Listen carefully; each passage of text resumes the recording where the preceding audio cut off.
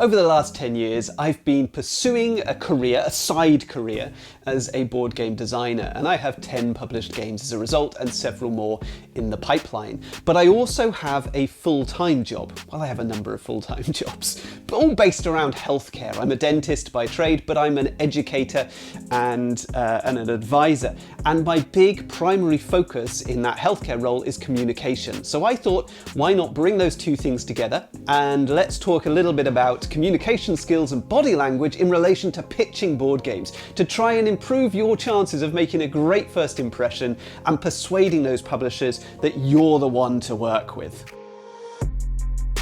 So I was inspired to come back to talking about pitching to publishers, a topic which I've discussed on this channel many times because I have a new book coming out, my 4th book in my board game design series. This one's called Adam in Wales, Getting Published, and it covers the whole gamut from creating your game, prototyping, playtesting, making contact with publishers, choosing the right publisher, pitching to them, following up, making sell sheets and sizzle reels, and dealing with rejection, but also signing contracts and what happens next. The whole range, right? From start to finish, it gives you a step-by-step guide. But in this video, we're going to be focusing specifically on that stage that's about pitching, and even more focused than that, we're going to be talking about communication skills, and we're going to be talking about body language and how that could improve your chances. Now, I know that this stuff works, right? Because I've been doing it for the last 10 years and it's worked for me. This is why this shelf here, these games are my published games behind me, and I do have several more on the way.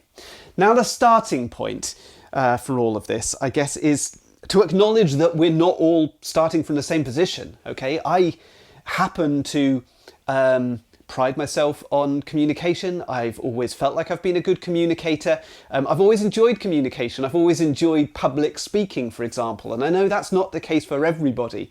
A lot goes back to our childhood experiences. It's a mix, isn't it? It's our DNA and it's our childhood experiences.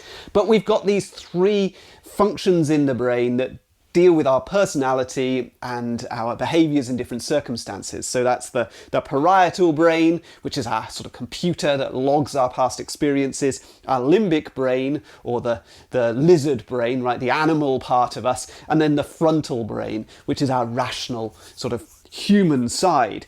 And so if you've had those childhood experiences of being embarrassed speaking in front of people, or you've made a fool of yourself, right, at a young age, or people have told you that you're bad at it, or people have laughed at you or whatever, those things log in your mind and they're never going anywhere, right? These childhood experiences are going to stick around. You're always going to feel a bit negative around public speaking. On the other hand, I was very fortunate, okay? I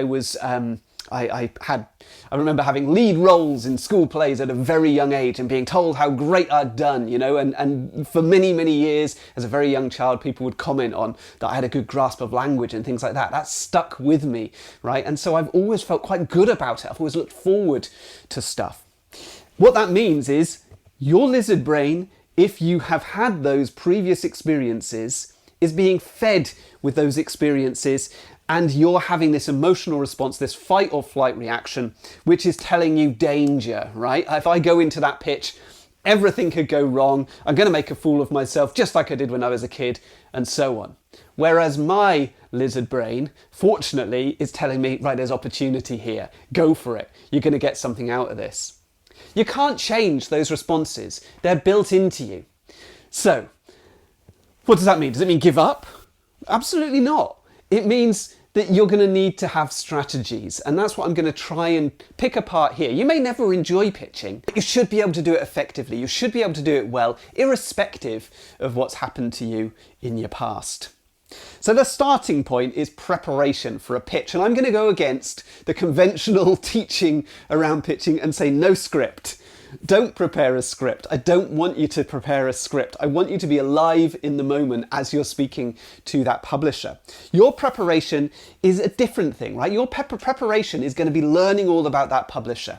learning about their games, reading about their games, watching videos about their games, even better, playing their games. If you can do that, if you can get a real feel for who they are, then hopefully you're going to be able to go into that pitch and show that you're interested, show that you care about them. So much of it is about listening, not just about talking. If it's a virtual pitch, then you've got some additional preparation you're going to have to do. And many of these pitches these days are virtual. So if you're going to do a virtual pitch, you're going to need to test your technology, right? Make sure you've got a good internet connection. Make sure you know how to use the platform that you're using, whether that's Zoom or Microsoft Teams, or do people even use Skype anymore? I don't know.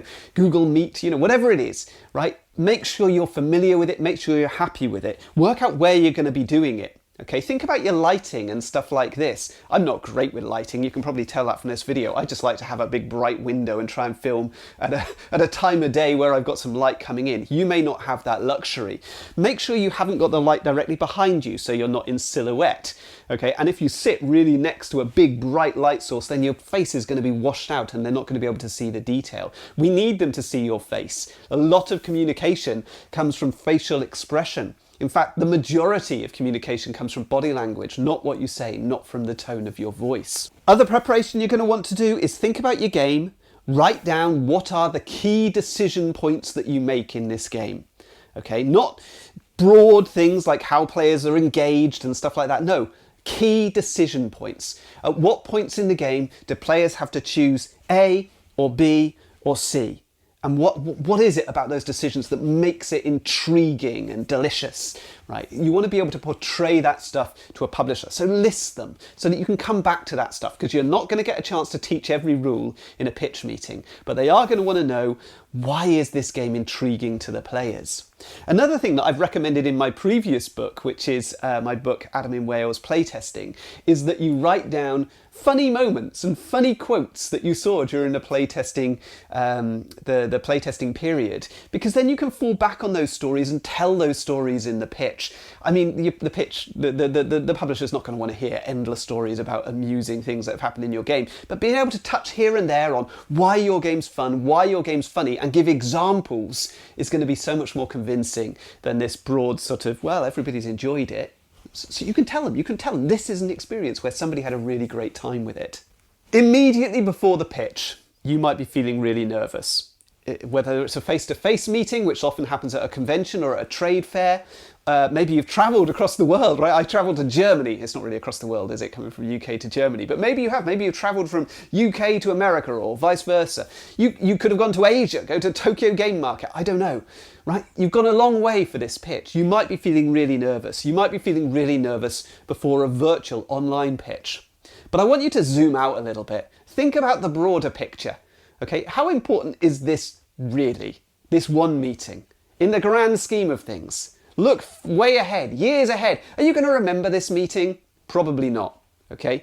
It's not that big a deal. And I really want you to try and get yourself into that mindset, because I need you to relax. I need you to be calm going into that pitch, nice and relaxed, so that you can think about your breathing, think about your body language, and think about your message that you're putting across. Have fun. Go into it in a good mood. If you're at a convention, then have a look around the stalls around, have a look at the publisher's stall, spend some time there, enjoy their games, chat to the demo staff, get to know the environment, get to know the people, be polite and friendly to everybody, ask about the brand new games that they're selling so you can get excited about that stuff and you can go into the pitch talking about it. Right, oh, I've just been looking at your new game, this particular game looks fantastic, I really like this aspect of it. Start off with that, so you're coming in with energy and they're immediately warming to you, and you're giving them praise, right? Immediately you're giving them praise. When you go into that pitch, what are you going to do? Are you going to shake their hand?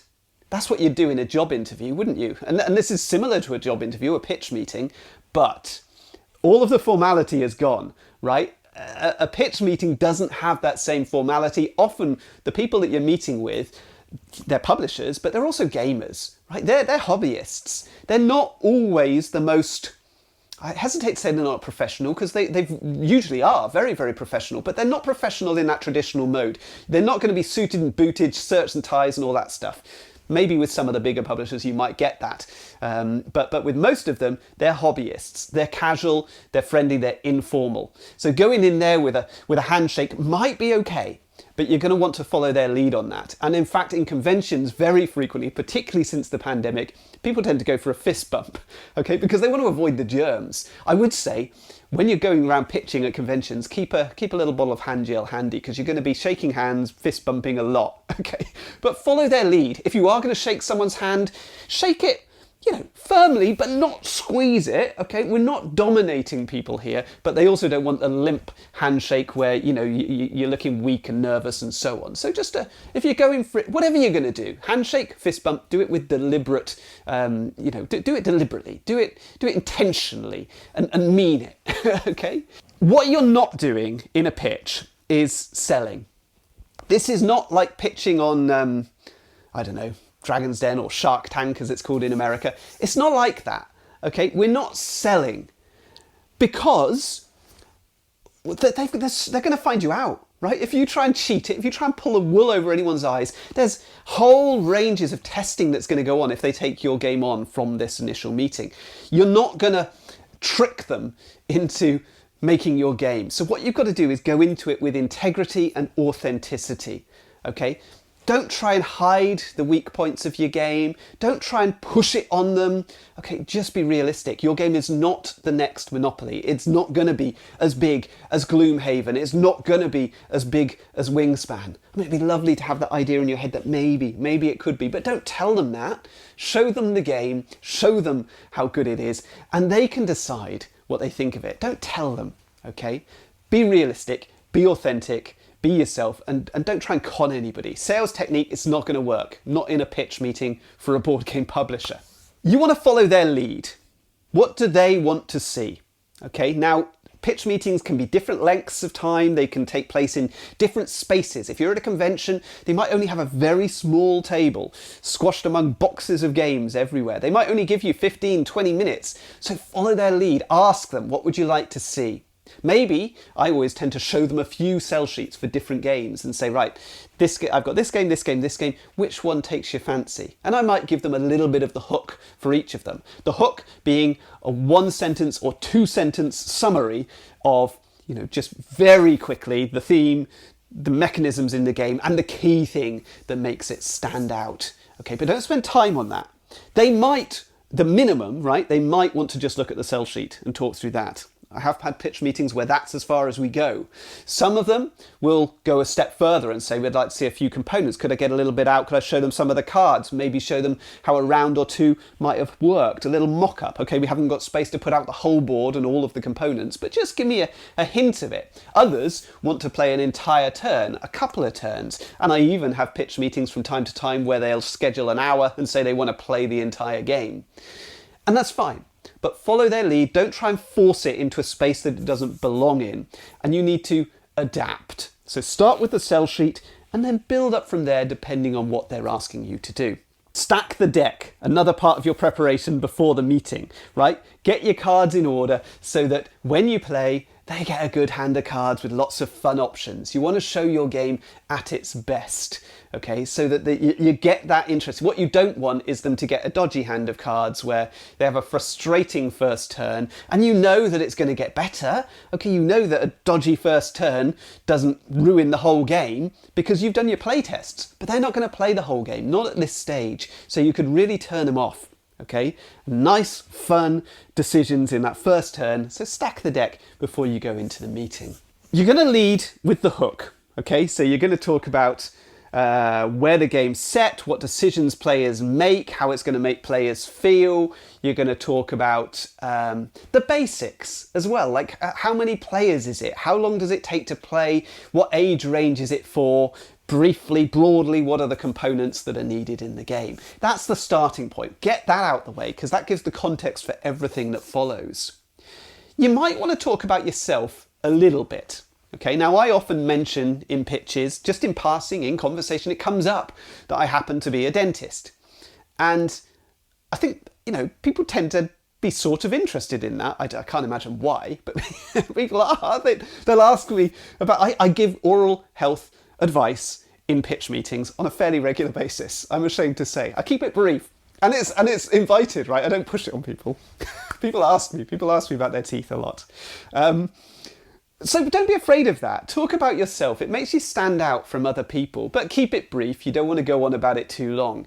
I would say, talking about yourself, I'd rather you did that than talking about the game, frankly. Talking about how the game was created and how many years you've been working on it and what your original inspiration was and all that sort of stuff. They've heard that a million times before. Okay, they're not impressed by somebody coming in and saying, I've been working on this game for 10 years. Because the next question is, well, how's it taken you 10 years? Why has it taken that long? And what do you mean by you've been working on it for 10 years anyway? Like 10 years spending an hour a month, or 10 years spending 7 hours a day, right? What does it mean? It's fairly meaningless in the broad scheme of things. So yeah, I would focus more on getting to know the publisher, getting them to know you, than I would on talking about how the game has sort of developed to get to this point. They want to see it where it is right now. So that brings us on to the body language for the actual pitch itself. Right, so you're going in there and you're probably feeling a little bit nervous. Your heart's racing a little bit. Slow down. Take some deep breaths so that your heart rate is slowing a little bit and so that you can measure your communication, your language, your body, all of it, okay? It can be measured if you're breathing. It can't if your heart's racing. What we don't want is nervy and agitated.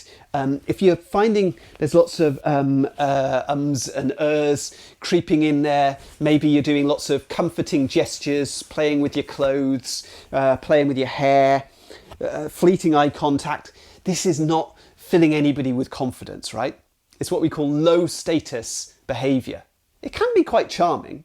And you don't want to go the other way. You don't want to go high status. High status is that very still behavior, very still, very rigid, firm eye contact, no smiles, very deliberate, slow. Think about what you're going to say and deliver it. We don't want you to try and intimidate anybody or dominate anybody.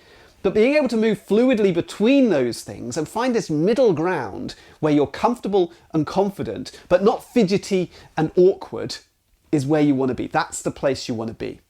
So I would start off slow. Let them lead it. Take your time. Once they're ready, they've looked up from the sell sheet, then we're going to get into the game. Maybe you've spent a little bit of time setting up on the table. Don't try and describe it all while you're setting up.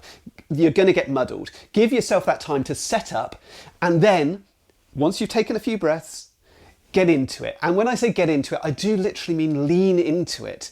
Okay, I was an actor years ago and we used to call this front foot forward. It's a meaningless phrase, isn't it? I guess people might call it best foot forward. Okay, lean into it, get right in there, and then deliver it with passion and energy. Okay, show that you care about your game, show that you really enjoy it. Nobody's put off by that energy, but make sure that you stop from time to time and check that they're still with you. They need to be engaged. You need to be listening. So stop every 30 seconds or so, probably just as simple as that, 30 seconds, right? And ask, are you still with me? Did you want me to go over anything again? What do you think about what we've talked about so far? Okay, keep them engaged with these questions. But there's another reason to be doing that, and it's that a lot of these publishers are going to be from all around the world and they'll be speaking in a second language. Now maybe you're delivering your pitch in English, as I would, and their second language is English. Maybe their English is not good enough to understand when you're going at that pace. So stop and check in with them, how they're doing. So lots of smiles, trying to hold eye contact, not looking down too much, not staring at your notes, but trying to stay engaged. It can be hard to do this through a screen, okay? That computer screen, when it's a virtual pitch, saps all the energy. So you might need to go even more in terms of the energy. I've certainly discovered that through making videos for this YouTube channel over many, many years.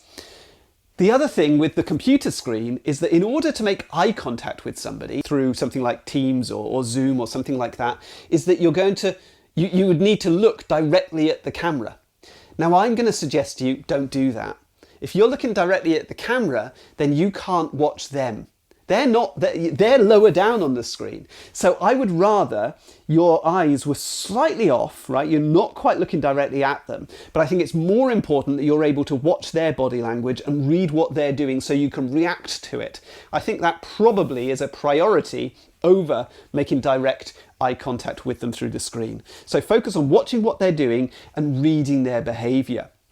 Now, it's really important that we read people's behavior in these meetings, whether it's in person or virtual, because everybody's different. So one approach does not fit all. Now, there are numerous different attempts at classifying personalities over many, many decades and generations, and all of them lack a sort of scientific evidence base. So you could look at Myers-Briggs, or you could look at the Dicer system, or whatever it is, whatever personality classification you want to look at. And I think all of them are lacking. But what they do well is they demonstrate that everybody is different. And that means that some people are not going to respond to your approach in the way that you expect. Now, the vast majority of people, when you go through those classification systems, tend to lean towards caring very much about relationships and wanting to have good relationships with other people. But there are people out there where relationships really aren't high on the agenda. They're much more interested in getting things done, processes, analysis, moving things forward, issues and tasks, than they are about relationships. So if you come across one of these people, they might come across as a bit cold. And actually, the more you warm it up and the more you go in with energy and the more personal, informal you make it, the more you're going to turn them off. So if you notice that this other person really isn't engaging, it might be time to step back and go for a bit more of a professional approach. Describe what's happening in a more, a more logical, sort of rational way. Cut down on all the chit-chat about yourself and about their games and everything else, and really focus on the game, the thing at hand, the thing that they're currently analysing and assessing, and stick with that. I remember having a pitch meeting a few years ago now, where I went into the meeting and I was all enthusiastic and keen. I'd not met this publisher before, and the guy that I was talking to, he really wasn't interested. That's how it felt to me. Now, I'm probably reading it wrong. It may have been a cultural difference, or it may have been just a different personality type to me. But he read to me as being disinterested. Throughout the entire pitch, I found it a real struggle. And then towards the end of the pitch meeting, I went to put my prototype away, put it in my bag, and a magazine fell out of my bag. And it was the magazine I'd been given at the convention when I went into the trade hall. So the convention's own sort of trade magazine. And the publisher's eyes lit up. And he said, "Could I have a look at that?" And so I said, "Yeah, great." He picked it up, flipped through, and then he started showing me there was a big photo of him in the magazine with an interview with him. And he was so proud of it, and he wanted to show me all about it. He hadn't got a copy of the magazine. I've no idea why. So I said, "Yeah, you can keep mine."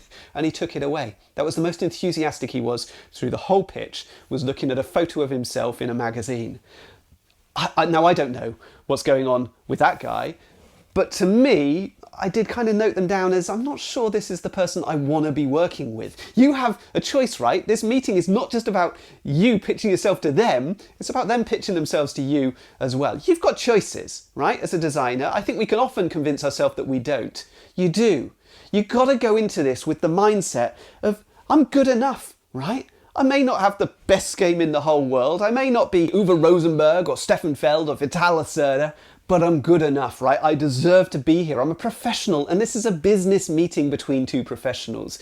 You want to go into it with that mindset, and that will carry through into your body language and give you confidence to have these conversations. You've got choices. You don't have to go with the first publisher that shows an interest or shows disinterest, even worse. If they show disinterest and then they offer you a contract, I would run a mile. Okay, enthusiasm counts for so much from a publisher towards a designer. I think you want to get to know a little bit about these publishers in these meetings. You want to get to know a little bit about how they work. So ask questions. Questions like, if I was successful in this pitch, if you did decide to publish my game, where would you see it in 5 years, right? What would be your goal for this game? I want to know that. Are they just thinking, well, we'll do a short print run and then we'll see how it goes, maybe a couple of thousand copies, and then a year or two down the line, we'll decide whether we want to do anything more with it. That's very different to a publisher who says, well, my goal would be to get this in front of the Spiel des Jahres jury, to produce usually 50, 100,000 copies. My best-selling game produced 200,000. It's this game that you all know about, and so on. If they can talk it up like that and tell you what their goals are, you get a feel for where are we going with this? How much ambition does this publisher have for my game? What you don't want is it to be just another game in a massive catalogue that's just going to be discarded after a year or two, which is very, very common in this industry. You can ask them about things like how many international partners do they have? How many countries are their games sold in around the world?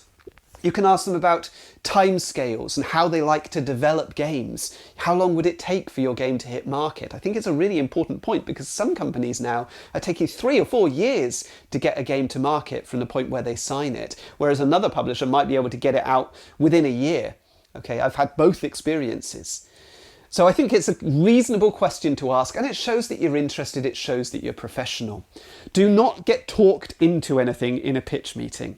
They might ask to sign your game there and then. They might ask you not to show it to any other publishers. I'm definitely going to want to sign this. Just don't show it to anybody else. They might ask for exclusivity to test it. Exclusivity for, 3 months where you're not to show it to anybody else, and then they may or may not decide to publish it. Don't get talked into anything. Do not sign a contract on the spot. There's no need. Give yourself time to think about it, to calm down before you move on.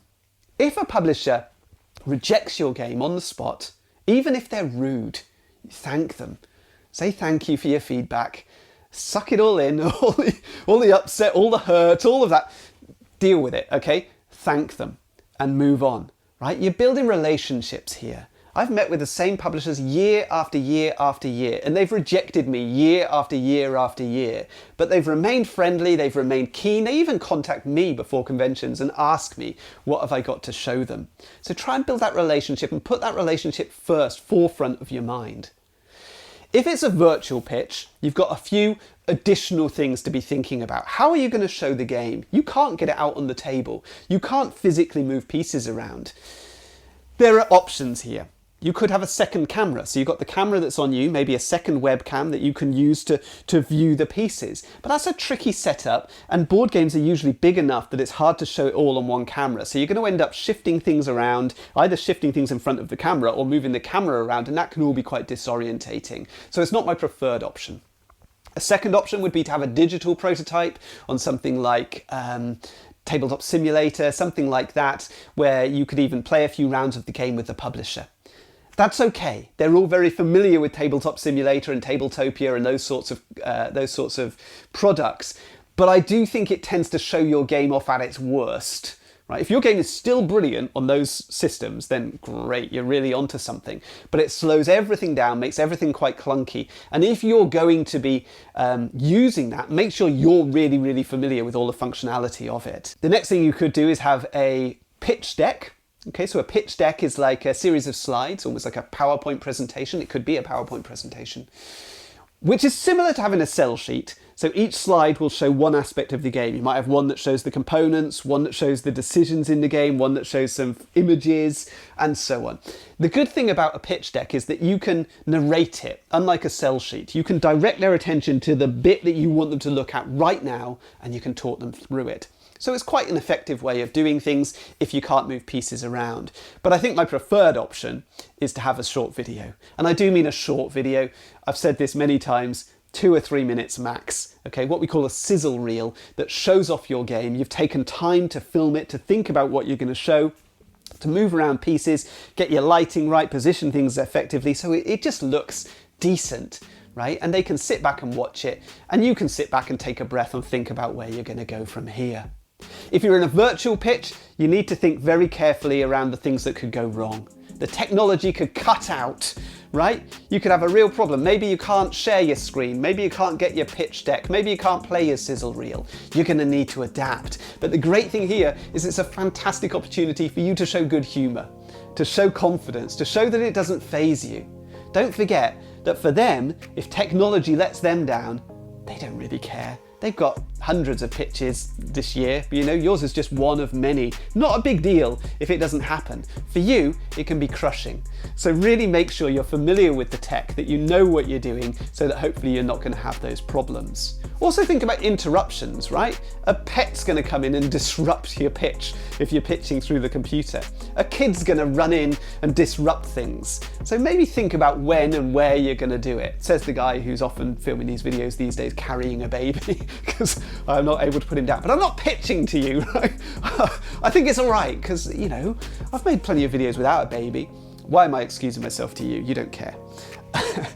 Hopefully, this video has given you some useful tips about how to use communication, how to use body language to make the most of your pitches and to make a really good first impression. If you'd like to know more about the entire process of getting your game published, getting it from the ideas onto shelves, then have a look at my new book, Adam in Wales, Getting Published as a Board Game Designer. And it's available currently on Amazon as an ebook or as a physical paperback. And it's available across the globe, right? Anywhere where there's an Amazon, you'll be able to download a copy of this as an ebook or purchase a paperback copy. Thank you very much for watching. If you'd like to find out more about board game design, there are many other videos on my channel, so why not watch one of these next?